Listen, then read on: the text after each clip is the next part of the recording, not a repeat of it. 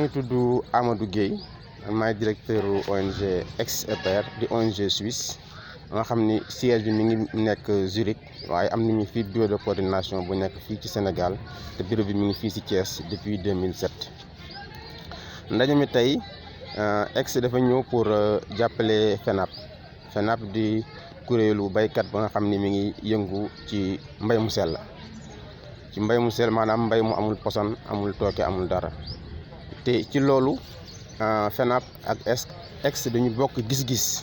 moo tax Ex ñëw pour jàppale FENAP ndax Ex gis-gisam mi ngi ko aj si ñetti tomb bu njëkk bi moom mooy fexe nañu jàppale baykat yu ndaw yi pour ñu aar seen suuf si, ñaareel bi mooy fexe ni ñu aaree alam bi, ñetteel bi mooy fexe ni ñu jàppale baykat yi pour ñu yokk seen koom-koom. te ñett yooyu yëpp boo ko seetloo daje na ci gis-gisu FENAP parce que FENAP mi ngi def mbay mu sell di def li nga xam ni moom la ñu tudd certification biologique, maanaam fexe ba ñu am lu sartal lu wéral li ñuy def ni bio la baax na, maanaam amul tooke amul dara. loolu FENAP mi ngi ciy yëngu tamit Ex mi ngi ko ciy jàppale. te tey fi ñu toog tey moom mooy li ñu lancé, maanaam li ñuy tàmbali ñaareelu phase projet ba nga xam ni mooy projet FENAP. ndax phase bu njëkk bi ñu commencé woon ci 2016 ba 2019 te ci phase boobu FENAP da doon taxawal ay kuréel yi nga xam ni dina ko may li nga xam ni moom la bëgg a def mu def ko. te ci loolu FENAP jot na tàggat ay baykatam, tàggat ñi nga xam ne ñooy saytu mbay mu sell mi, taxawal ay kuréel yi nga xam ne ñooy saytu loolu. tamit jot na tamit certifié ñi nga xam ni ñoom ñooy baykat yu njëkk yi toll ci 200 baykat. tey ci phase bi ñu jëm tey FENAP bëgg na àgg si 800 baykat yi nga xam ni daañu firndeel nit ñi ñoom daañu bay bu sell, ñu jaay ay produits yi nga xam ni produits yu sell la fii ci Sénégal. na tax ku nga xam ni consommateur la mu am kóolute ci produit moo xam ni moom lay jënd, moo xam ni lii mu jënd nii mu ngi jóge ci mbay mu sell, amul poson amul tooke amul dara. parce que boo xoolee fi ñu toll nii si adduna bi ay feebar yu bëri mu ngi jóge si li ñuy lekk. te lekk la nga xam ni xamuloo ko wóorul sellul, loolu ku nekk tamit léegi war na ci mën a bàyyi xel bu baax a baax. te loolu moo tax FENAP bëgg a def ci marché bi produit yi nga xam ne ay produits yu sell la, yi nga xam ni produits yu mucc ayib la. waaw loolu daal moo doon tey suñu tànk tey fii si France si Thiès pour ñu lancer ñaareelu xaaju projet bi pour ñu ànd ak FENAP pour accompagner ko ba nga xam ni mooy objectif am si 2022 mu mën ko atteindre. fi ngeen toll nii est-ce que am ngeen yaakaar ni paysans yu bëri dinañ mën a adhérer si lii nga xamante ni moom mooy mbay mu sell muy bio, agriculture bio. voilà fi ñu toll nii mbay mu sell boo koy def dañ si war a dem nànk-nànk, parce que waroo rek des objectif ni man bëgg naa atteindre nangami baykat rek pour dem bu gën a gaaw, te na tax yi mbay mi doo ko mën a saytu nu mu waree. parce que soo waxee mbay mu sell da ngay joxe ay produits yi nga xam ne ay produits yu sell la, nga xam ne produits yu mucc ayib la.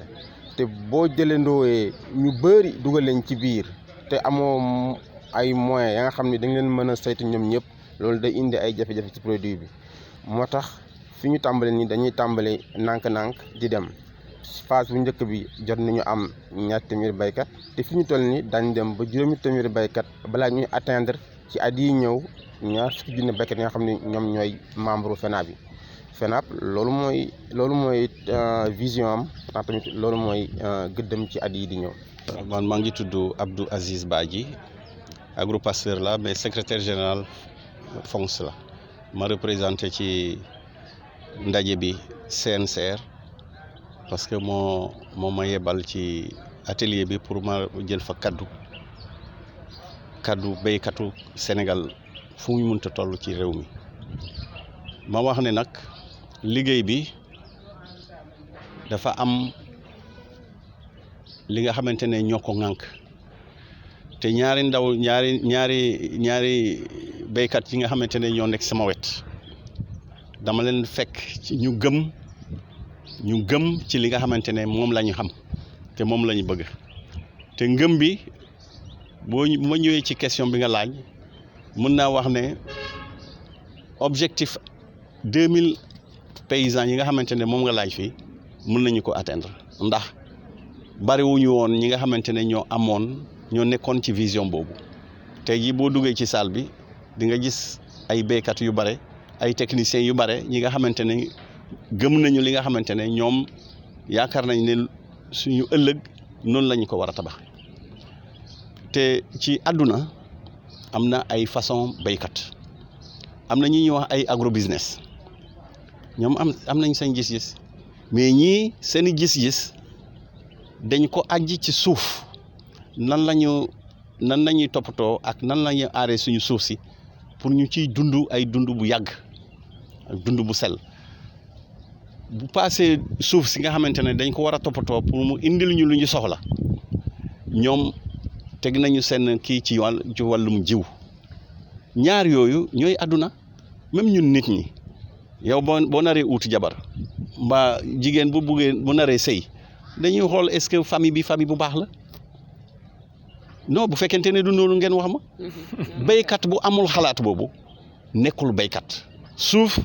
ak jiw moom mooy li yàlla njëkk a jox ci comme liggéey doomu aadama da ngay liggéey pour dundal sa bopp ci àdduna. dëgg la baykat yu bëri fi mu nekk nii wala ñaax pour ñu ñëw di def mbay mu sell mais gouvernement bi est-ce que mi ngi leen ciy jàppale. oui mais gouvernement man damay wax ne war nañu sukkandiku ci benn téere bi nga xamante ne moom la gouvernement Sénégal moom moo nekk ci constitution Sénégal parce que loi la muy la loi d'orientation agro-sylvo-pastorale bu ñuy wootee en 2004 loi boobu dafa joxoñ kër béykat yi léegi ñun ñoo war a góorgóorlu du dóorandoo pour que état bi mettre en œuvre loi bi tant que loi bi abrogé wuñu ko assemblée toogul ñu ne lii baaxatul ñun suñu kaddu warul wees loi boobu lépp li nga xamante ne dañ koy tabax comme message dañ ko war a tabax sukkandiku ci loi boobu dinañu gañe li wóor te wóor li ñuy def nii te ñu gëm ko mu am ñeneen ñi leen fa fekk même objectif 5000 béykat 5000 paysans ci Sénégal mun nañ ko am. voilà man maay Doudou Diop béykat laa nag bu nekk ci ñaay bi nekk ci commune Kayar man maay secrétaire général fédération agro-pasteur bu Diender man maay aussi président FENAB fédération nationale pour l'actu biologique membre laa ci conseil d'administration bu CNCR xëy na damay wax rek maanaam bi ci ndaje bi nga xamante ni dañuy song beneen sumb ci wàllu certification SPG xëy na li ma ciy wax du bare ndax mbéy mu sell te mucc ayib mooy doom ji gën a tumranke ci wàllu mbéy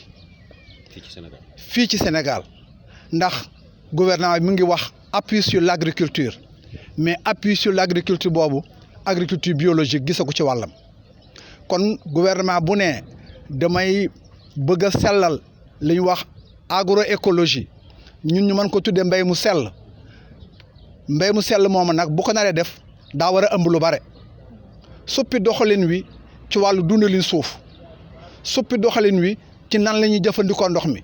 suppi doxalin wi ci alam bi nan lañ koy saytoo mais suppi doxalin aussi ci nit ñi lan la ñuy lekk seet lekk gi yan xeetu lekk lañ war a lekk te loolu bu nu ko ëmbee day indi dund bu sell te mucc ayib kon ci loolu du mën a wéy te état dugalu ci loxaam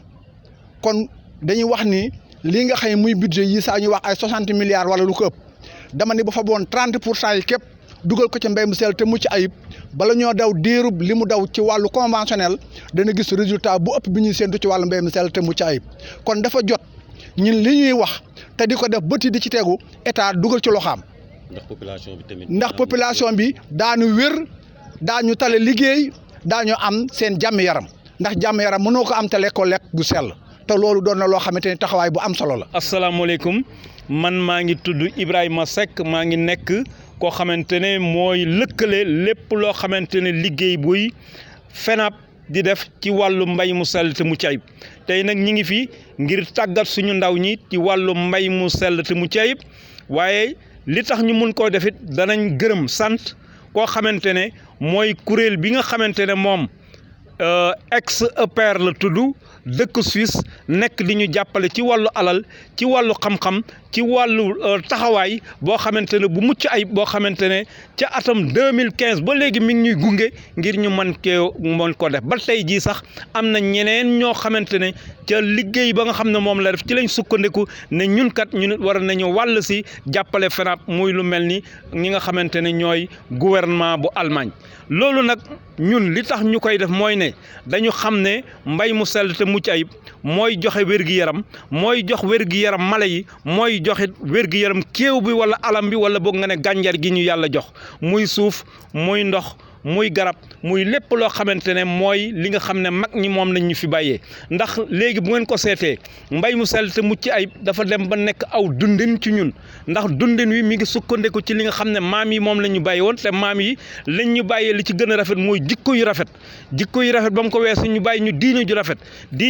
bañ ko weesoo dañuy indi ay jëfin yoo xamante ne lépp dafay xalaat loo xamante ne looy def rek nga xam ne du lor doomu aadama du lor mala du lor léegi kéew bi nga xamee moom la ñu moom moo ñu wér loola nag ci lañ sukkandiku di ko suuxat ñu am yaakaar ne tey jii ci jàppale ak ex war nañoo mën a dem ba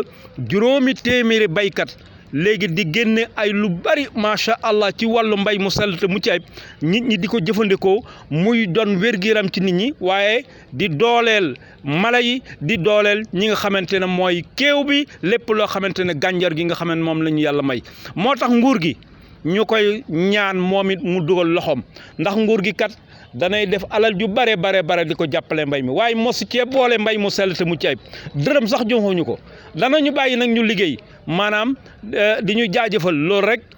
benn la waaye nag wëggoon nañ mu weesu foofu dañoo bëggoon nguur gi dugal loxoom la nga xamante ne moom lay jox lu mat juróom-benn fukki milliards mooy junney million mooy ñaar téeméeri junne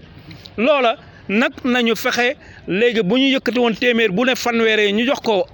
mbay mu sell te mucc ayib ñun de benn at ñaari at ñetti at lañ ñuy dimbale dañ leen naan soxlaatuñ kenn dimbaluñ ndax incha allahu rabi danañ demal suñ bopp loolu nag kon léegi nguur gi na ci jublu li nga xamante ne moom la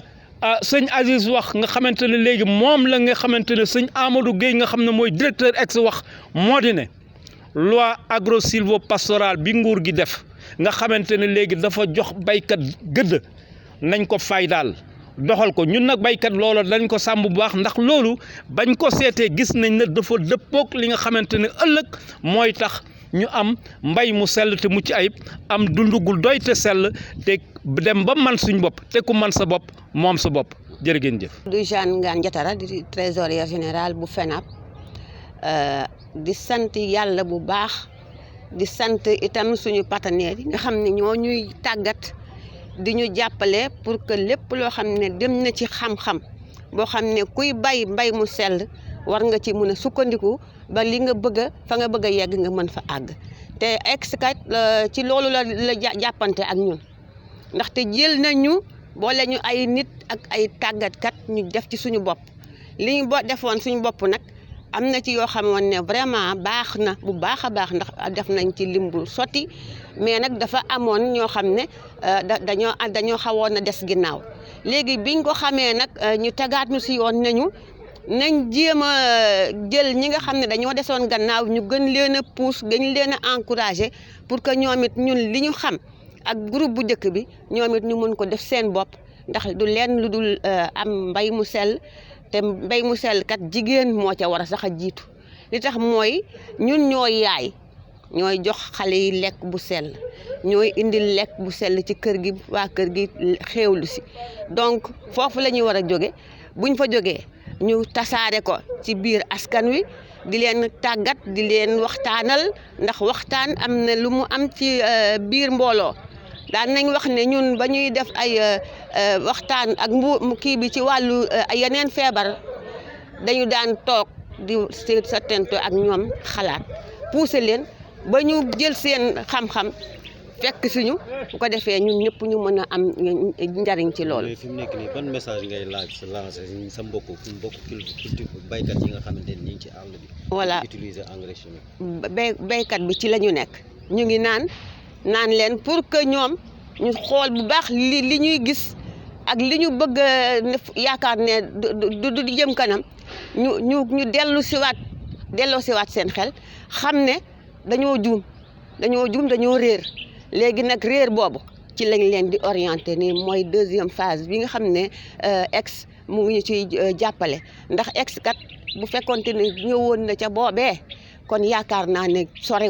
woon nañ fi bu baax a baax a baax li ñu jot a xam dinañ ko gën a tàggat li ñu war a am xam tamit ñu gën koy nas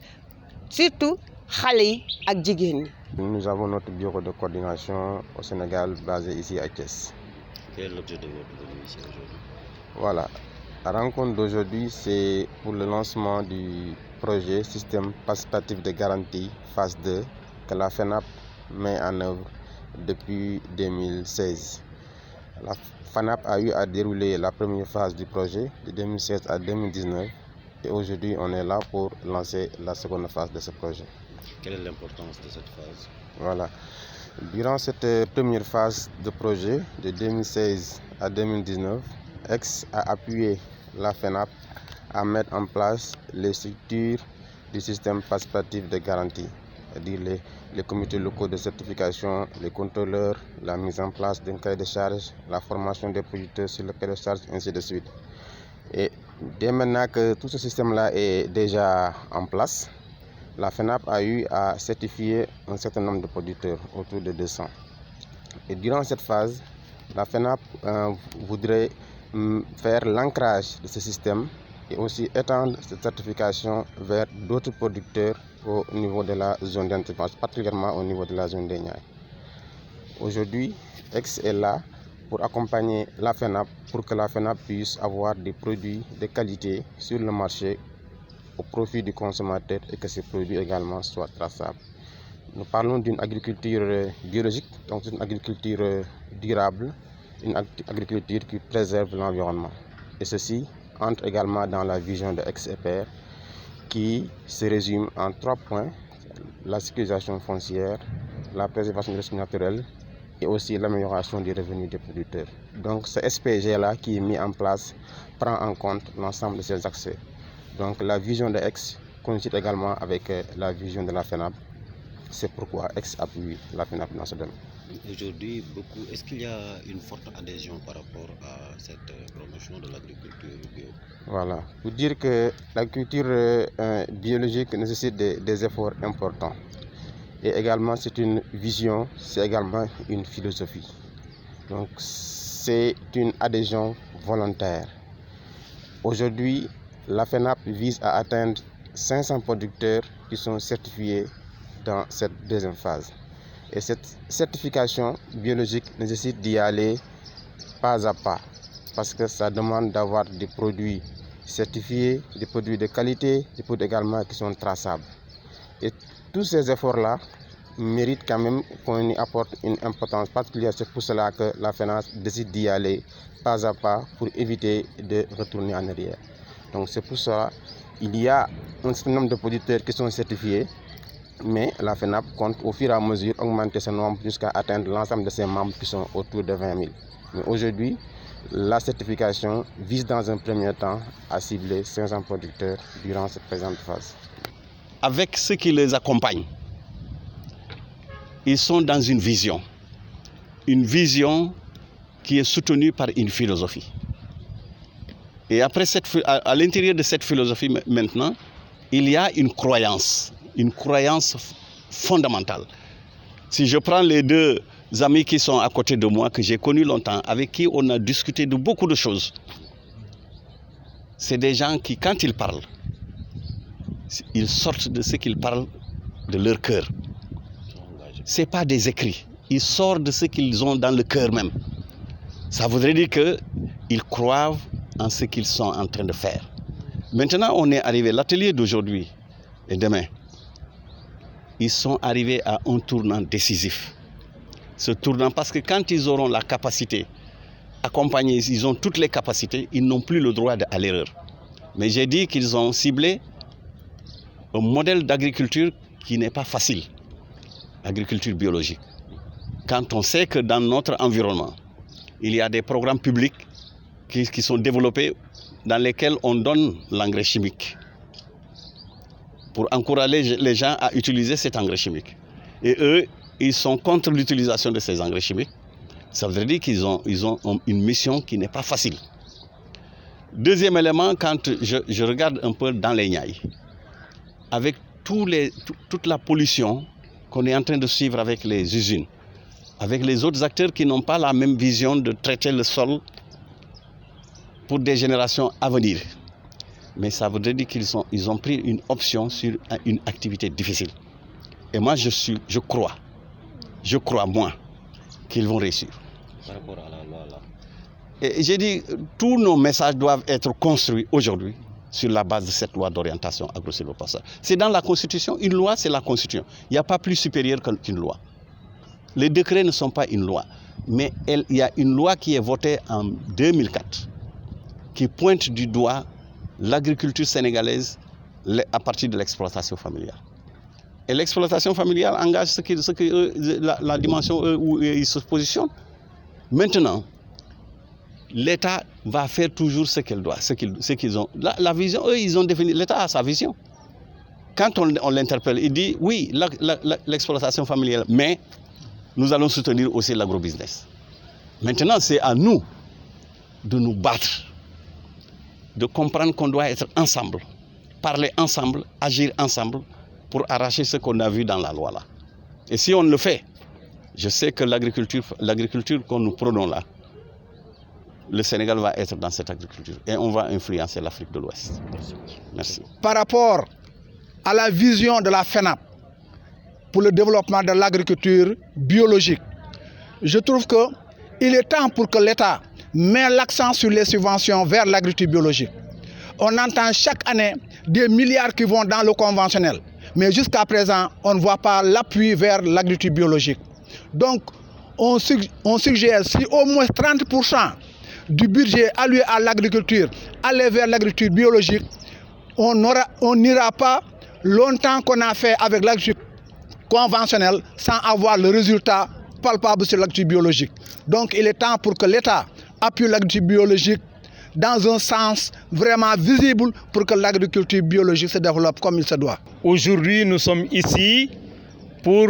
faire le lancement du système participatif de garantie phase 2. Et ce projet a été appuyé par Ex-EPR, une ONG suisse qui,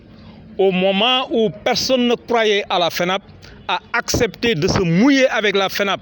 Depuis les années 2015, nous avons fait une étude de faisabilité pour dire effectivement qu'il était possible au niveau du Sénégal de mettre en œuvre ce projet et aujourd'hui, voilà les résultats. Au moins 291 producteurs ont été certifiés et nous allons pour cette deuxième phase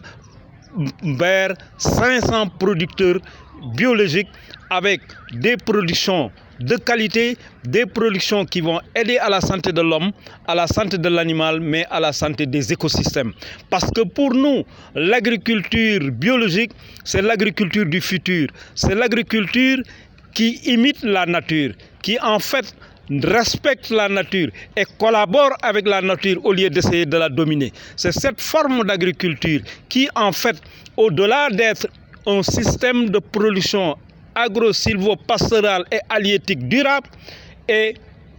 un projet de société. C'est un projet de société pour aider les populations et les communautés de base pour aller vers le développement durable. Et le développement durable, c'est effectivement l'épanouissement des populations et des communautés de base sur le plan culturel, social, économique, écologique et politique. Et c'est vers ça qu'aujourd'hui, nous allons et nous pensons que demain, l'État du Sénégal pourrait effectivement nous accompagner. Comme l'a dit le président, jusqu'à présent, nous avons le soutien moral de l'État, mais jamais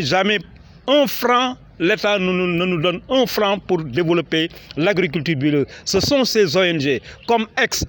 en ce moment même, à partir de ce ex nous a donné, nous avons essayé de faire en sorte que d'autres partenaires financiers arrivent, comme alors la coopération allemande, et c'est pourquoi nous demandons à notre État, l'État du Sénégal, que les subventions agricoles puissent aussi bénéficier à cette forme d'agriculture, l'agriculture biologique, l'agriculture de demain, l'agriculture qui va permettre la séquestration du carbone du sol, donc qui est un puissant moyen de résilience, d'atténuation et d'adaptation au changement climatique, quand on sait que les changements climatiques constituent une bombe pour l'humanité.